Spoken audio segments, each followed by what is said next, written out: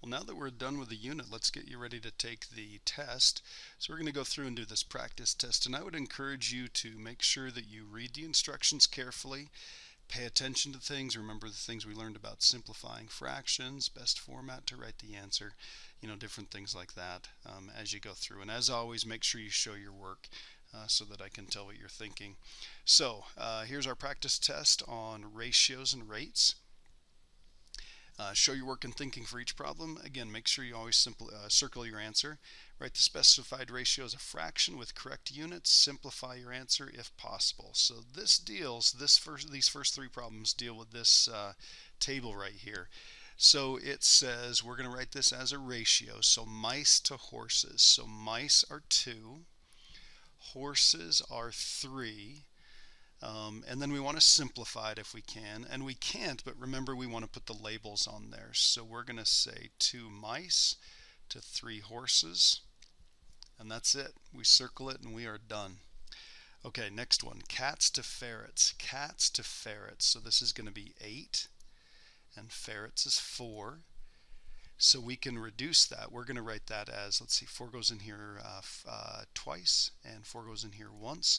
So we're going to say, remember we did cats on the top, so this is going to be 2 cats for every 1 ferret. Okay, circle that one. Ferrets to dogs. So ferrets again were 4, dogs were 10. So we're going to reduce that one. 2 goes into each one of these, so 2 here and 5 here. So this is going to be 2/5. The ratio is 2 to 5 if we were to use the words there. And again, this is ferrets to dogs. And again, the labels are really important, so please don't forget that. Okay, on to the next set of instructions. And this is one of those where we've got a bunch of information and a bunch of parts to this problem. So these instructions here, these deal with everything from number 4 all the way to number 9. So the rest of this side all deal with this problem right here. And it says there are 4 presents for every 2 lumps of coal under the tree. 4 presents for every 2 lumps of coal under the tree.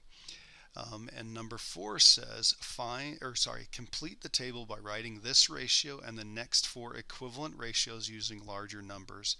It says, hint, it may be helpful to find the unit rate. Pay attention to the labels and the axes.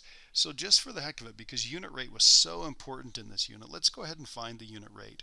And on this one, would it make more sense to do, let's see, lumps of coal, let's see, 4 presents for every 2 lumps of coal. Oh, and look at this, we've already got this labeled for us.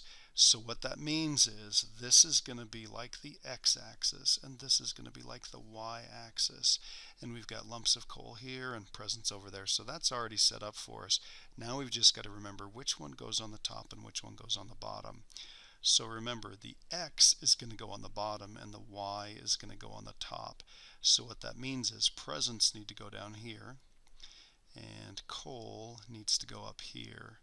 So there are 4 presents for every 2 lumps of coal. So we've got 2 here and we've got 4 here.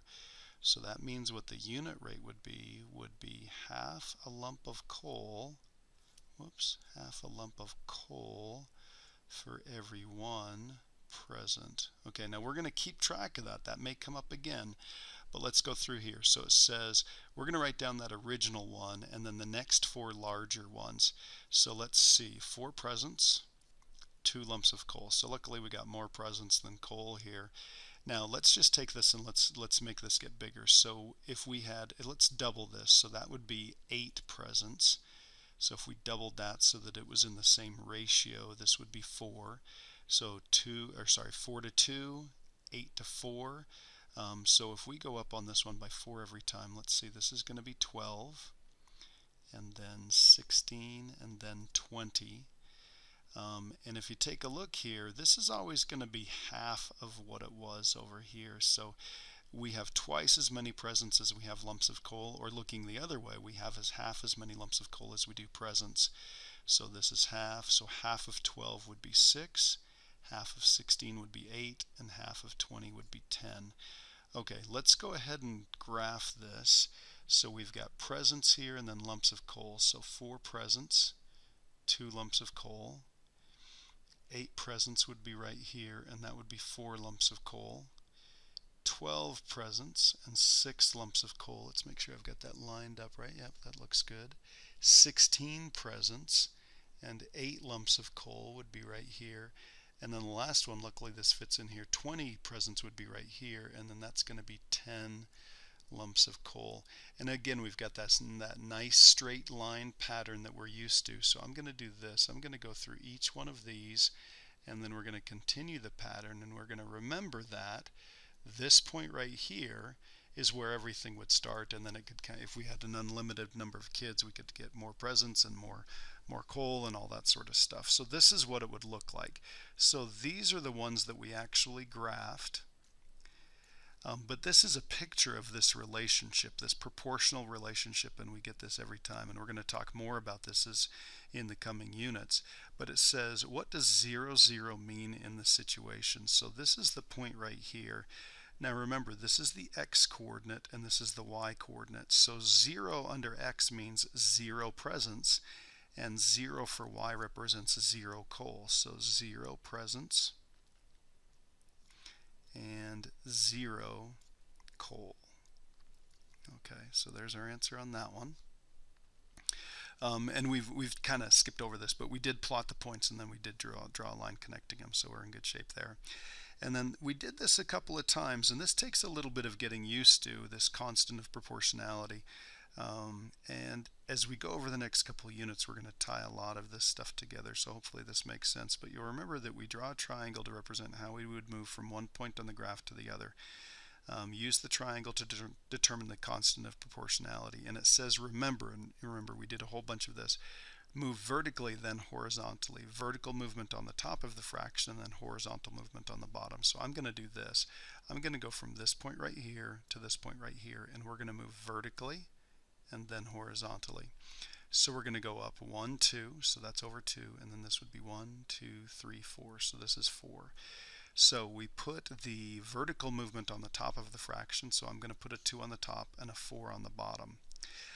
Just for the heck of it, I'm going to do another one. I'm going to go from right here to right here so that you can see we're going to go up, and you'll notice how far we go up. We're going to count 1, 2, 3, 4, so we go up 4, and we go over. That would be 1, 2, 3, 4, 5, 6, 7, and then 8 to get to right there. So that would line up there. So this would be 8.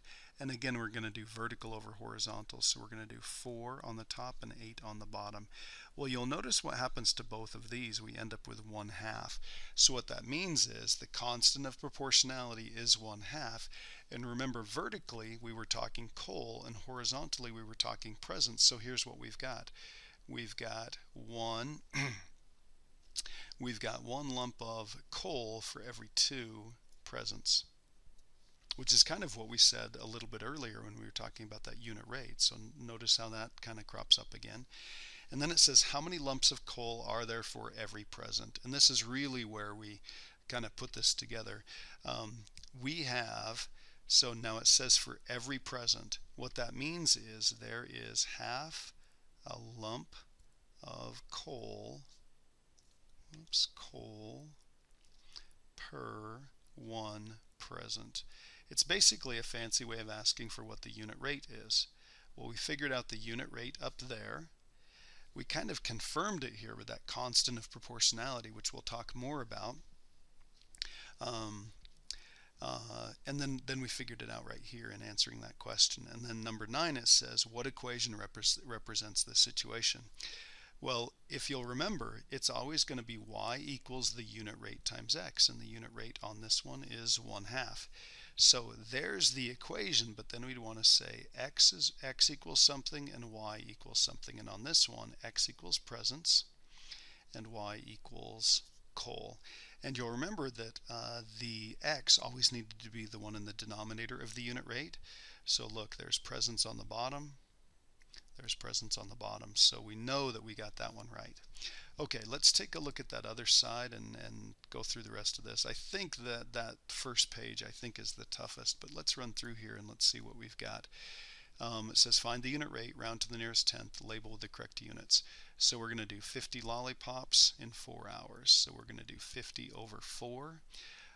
We could reduce this. This ends up being 25 over 2, and this is going to be lollipops per hour. We could also do it this way. We could do 12.5 lollipops per hour. That would be totally okay. We could also write it as a fraction. We could do 12.5 over 1, and we'd have the pops on the top and the hours on the bottom. So any one of those would be totally okay. Any way you want to write that would be fine. There is a huge advantage to the two of these because we're actually talking per 1 hour. And this, if somebody said, hey, how many lollipops do you have? And you said 25 Hass, they'd probably look at you kind of funny. So this one probably is not quite as good as either one of those. Those two are probably better. So let's keep that in mind as we go through this. So this is, let's see, 250 apples for 40 pies. So it would probably be not pies per apple, it would probably be apples per pie. So let's do 250 over 40. I'm going to cancel those zeros, and then let's see, we really can't do much with that, so let's go ahead and change that to a decimal. I'm going to grab the calculator, and we get 25 divided by 4. You may be able to figure this out in your head. If you can, that's great. It's 4.25, or in other words, 6.25, 6 1/4.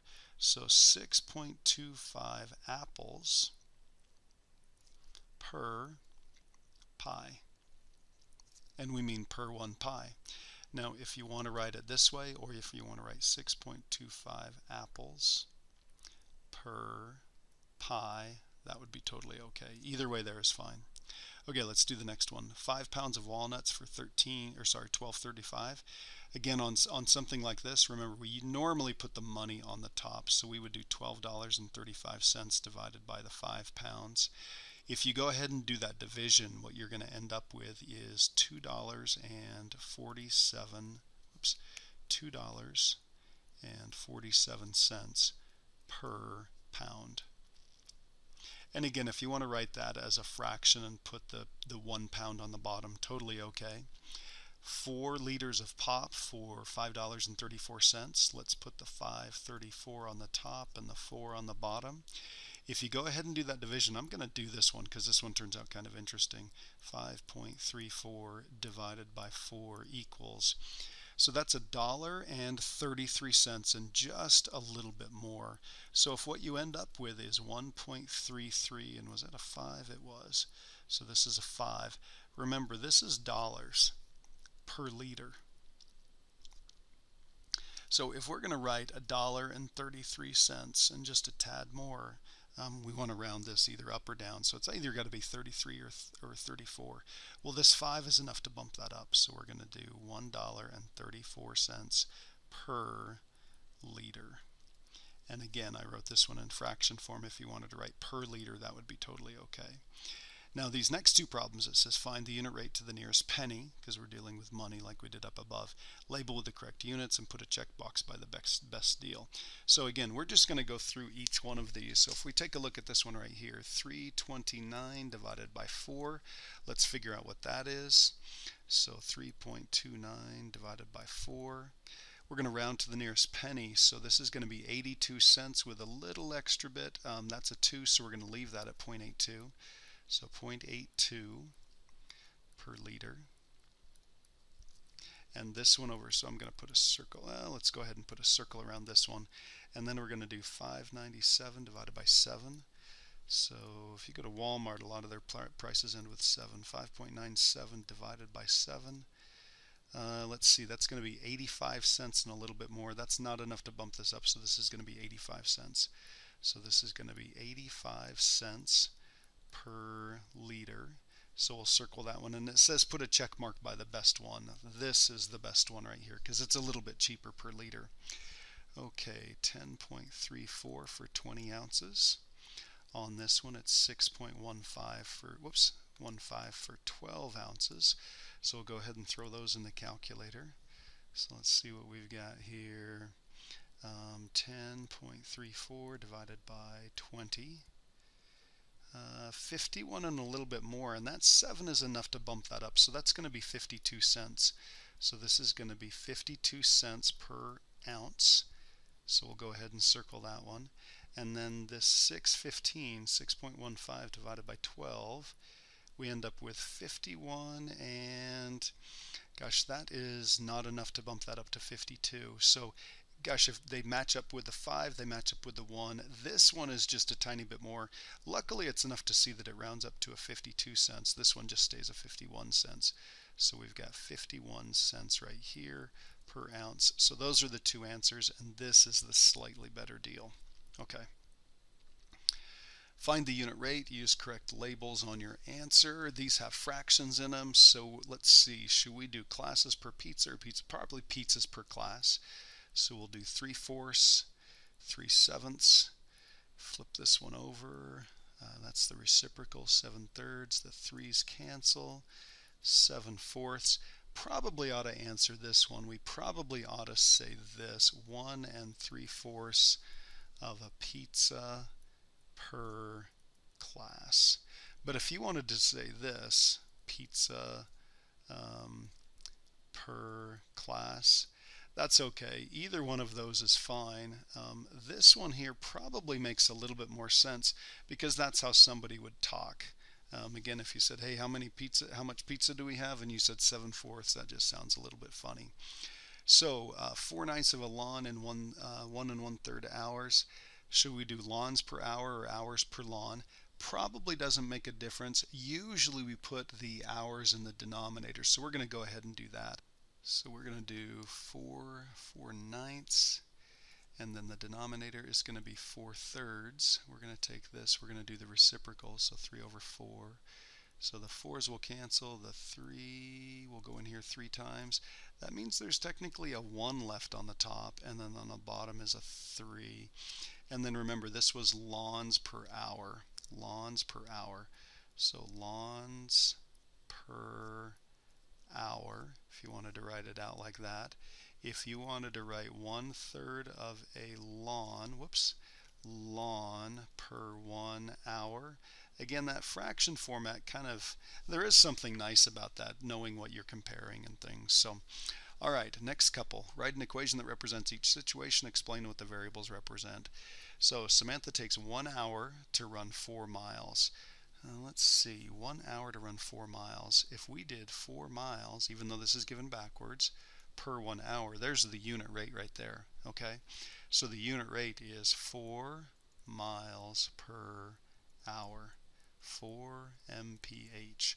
So remember, the equation is always going to be y equals the unit rate, which is 4 times x. So there's the answer, but now you've got to have an explanation. You've got to know what x and y represent.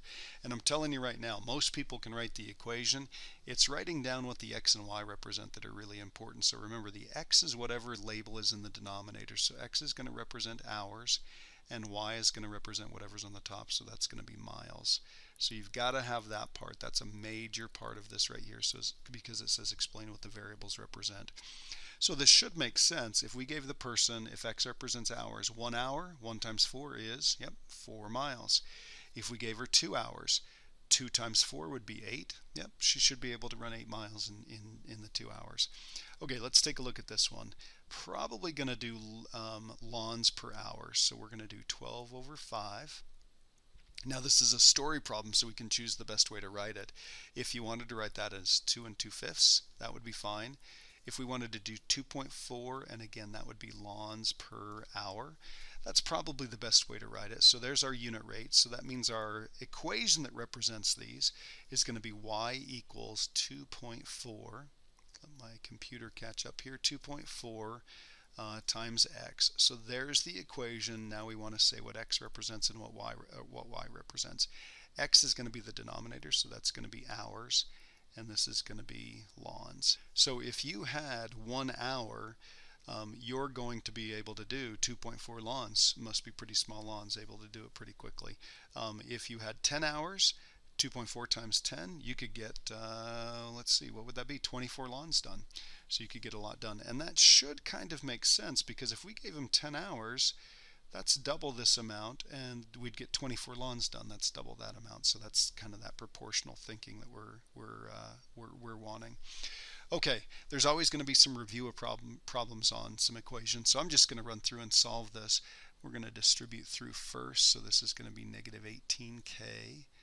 Don't forget to distribute the negative through, so this is going to be minus 30, negative 122. So we're going to add 30 to both sides, isolating that variable term, so we get negative 18k over here. And when we do the subtraction, we end up with negative 92. And then we're going to go ahead and we're going to divide by negative 18. Now, you've got a calculator at your disposal. I would kind of challenge you to see if you can do this without. First of all, a negative divided by negative is a positive. And then these are both even. So 2 goes into this 46 times. And 2 goes into that 9 times. And then if you stop and think about it, there's nothing that's going to go into 9 and 46 evenly. 3 doesn't go in here as much as you'd like it to. So here's the cool part. We're done. All we had to do is simplify that just a little bit. And again, you would not write this as a decimal. Don't write it as a decimal. The original problem didn't have decimals. So same thing with this one. Let's check and see what we do here. We're going to move the smallest one, so I'm going to move this one over here by adding 2n. If I'm going to get the n's over here, I'm going to go ahead and move that over there. So I'm going to subtract 16. So this is going to be negative 21 on this side. This is going to be 5n over here. And this actually turns out pretty cool because when we finish isolating the variable, 5 and 21 don't have anything in common. So the answer on this one is negative 21 over 5 equals n. If you wanted to flip sides on that, that would be totally okay. But make sure you're ready for not only the proportion problems and the the ratio problems and the rates and unit rates and equations and stuff like that, but also that you can go back and solve some relatively simple equations like this.